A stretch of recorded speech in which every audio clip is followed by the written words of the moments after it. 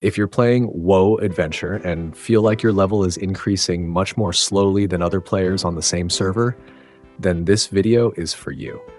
Today, I'm going to share the fastest ways to level up based on what I've personally tested and learned through my own experience. No unnecessary talking, so let's get straight into it. First, and probably the most reliable source of EXP, is the main quest. This is the most consistent source of experience in the game because it's designed to match your level progression, meaning you can almost always complete it as you level up. The rule here is very simple. Keep pushing the main quest continuously until you can't progress any further. For example, if you're level 39 and the next quest requires level 40 to unlock, that's when you should temporarily stop the main quest and look for other sources of EXP to make up the difference. Don't abandon the main quest too early because it's still the backbone of your entire leveling process. Once you've gotten everything you can from the main quest, the next thing you should focus on is the big three: Trial Secret Realm, Raid, and Hard Raid. These are three major sources of EXP that you can farm every day, so I highly recommend pushing them as high as you possibly can. The higher you progress, the more EXP you receive from each run.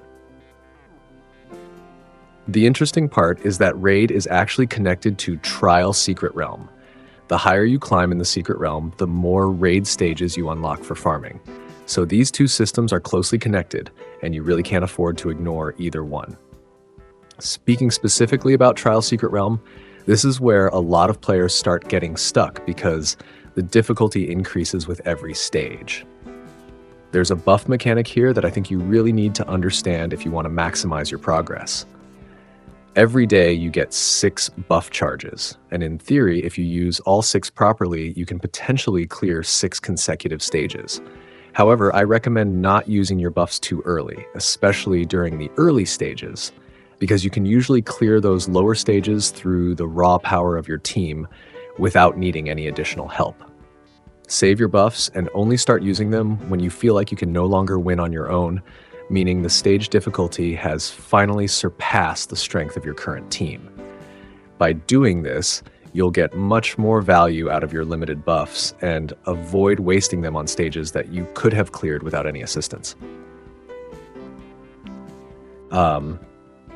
When it comes to choosing the best buffs, based on my experience, the most valuable ones are the buffs that add an extra character to your team. For example, there's a buff that allows the Forest Maiden to join the battle and fight alongside you. This type of buff is extremely valuable because without it, your team only has 2 characters, and with just 2 characters, clearing the higher stages becomes much more difficult. The difficulty increases significantly at that point, so having a 3rd character join the fight can completely change the outcome of the battle.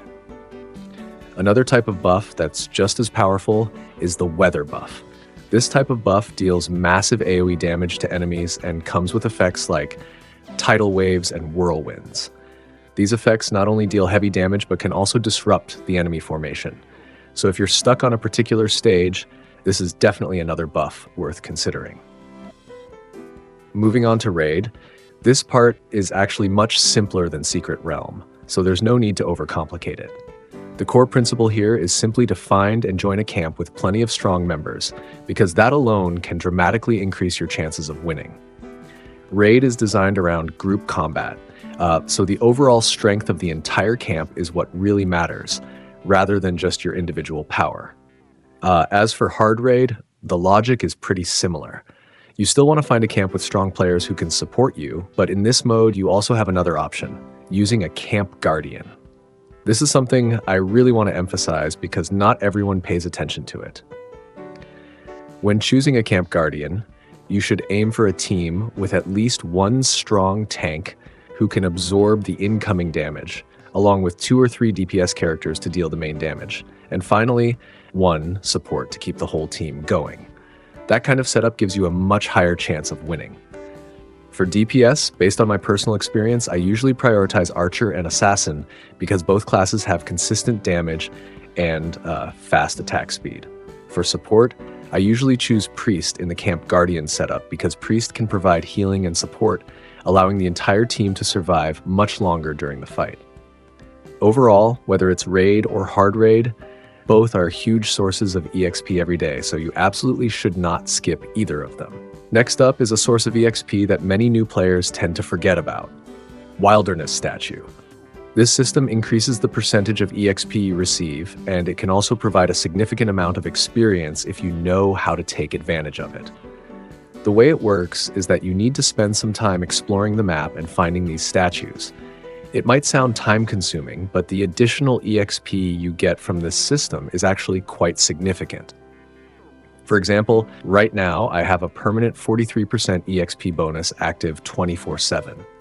So if you're currently focused on leveling up, don't be afraid to spend some time unlocking the map and finding these statues. In the long run, they can save you a lot of effort compared to simply farming monsters non-stop. If you're the type of player who doesn't mind investing a little more to speed up your leveling, another option is the month card.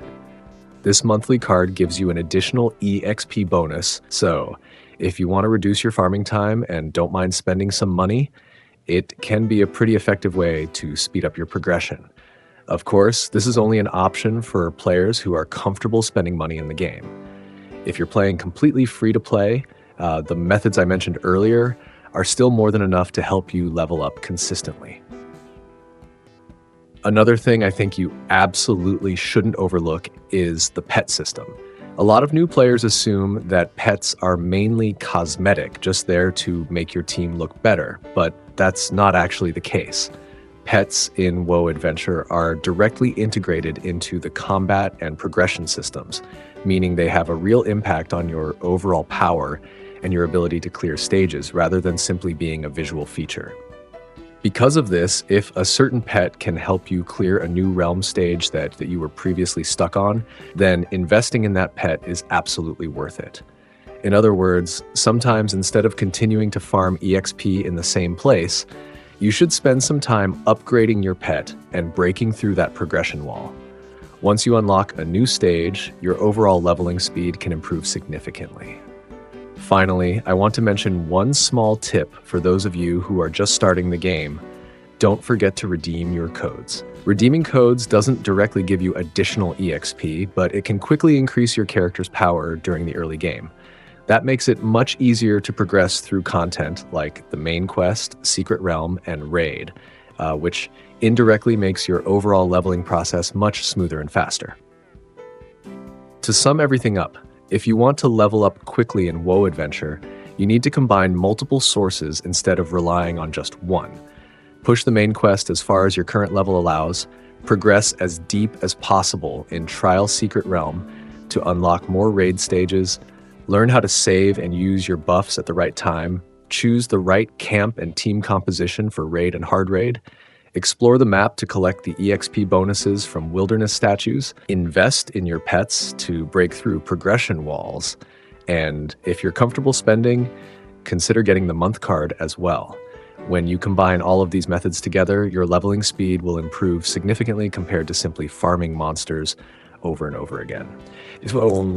If you found this video helpful, don't hesitate to leave a like and subscribe to the channel. It really helps motivate me to make more in-depth WoW Adventure guides in the future.